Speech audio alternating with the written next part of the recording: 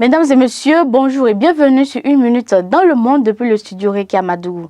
Après les scrutins du mardi 12 mars 2024, Joe Biden et Donald Trump ont remporté chacun suffisamment de délégués lors des primaires démocrates et républicains pour remporter l'investiture de leur parti cet été. Les résultats des primaires démocrates et républicains organisés mardi étaient pratiquement acquis d'avance, les deux candidats ayant chacun éliminé la concurrence dans leur camp.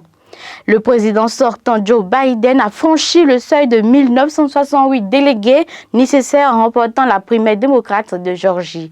Du côté de Donald Trump, 77 ans, sa victoire dans l'État de Washington lui a permis de franchir la barre des 1215 délégués nécessaires pour décrocher l'investiture du Parti républicain. Le match retour entre les deux rivaux se confirme donc. Un tour en Russie où Leonid Volkov, opposant russe en exil et ex-bras droit d'Alexei Navalny, a été violemment agressé hier mardi au soir devant son domicile à Vilnius. Une attaque qualifiée de choquante par le gouvernement lituanien. Leonid Volkov a précisé ce mercredi avoir été agressé par un homme qui l'a frappé environ 15 fois avec un objet contondant et souffrit notamment d'une fracture au bras. Ils ont littéralement voulu me transformer en escalope viennoise, a-t-il indiqué sur Telegram, se félicitant d'être encore en vie. Conduit aux urgences, Leonid Volkov a finalement pu regagner son domicile. Je cite, « Nous sommes à la maison. Le bras de Leonid est cassé et il ne peut pas encore marcher. » Fin de citation, a écrit son épouse Anna Biryukova sur X. Elle a diffusé des photos montrant les blessures subies par l'opposant, notamment un œil au beurre noir, une marque rouge sur son front et du sang sur une de ses jambes.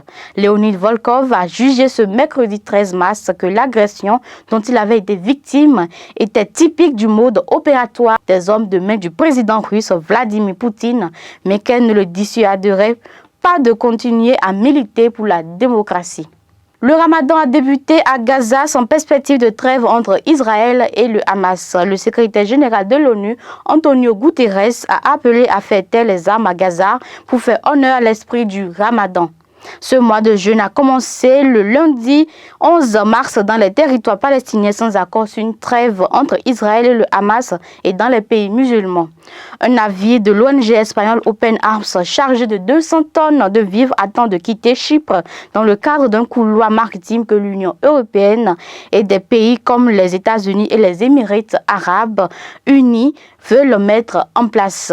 Le ministère de la Santé du Hamas a annoncé lundi dernier un nouveau bilan de 31 112 personnes tuées dans la bande de Gaza depuis le début de la guerre entre Israël et le mouvement islamiste palestinien.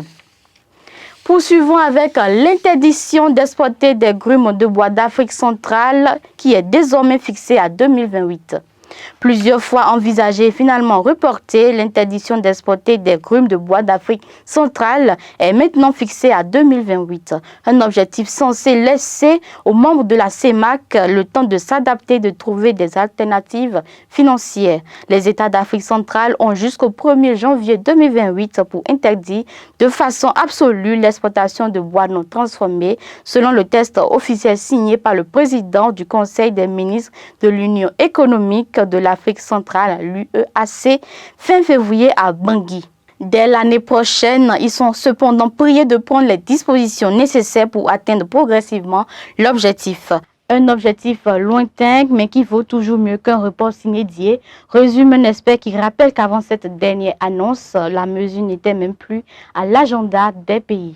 Pour finir, en Guinée, 2 enfants de 8 et 14 ans ont été tués par balle hier mardi lors des manifestations dans la ville de Kindia à 130 km de Conakry. Les jeunes protestaient contre des coupures répétées d'électricité. Des manifestations réprimées dans le sang ont commencé depuis lundi soir avant que les manifestants ne remettent ça à mardi dans plusieurs quartiers de la ville de Kindia, ont rapporté des sources hospitalières et sécuritaires jointes par RFI. 5 agents des forces de l'ordre ont également été blessés. D'après les informations, les jeunes munis de cailloux et de gourdins ont investi dans les rues de cette ville, érigeant des barricades et renversant des poubelles pour exiger le rétablissement de l'électricité. Ils entendaient dénoncer l'absence de courant dans la ville depuis plus de 2 mois.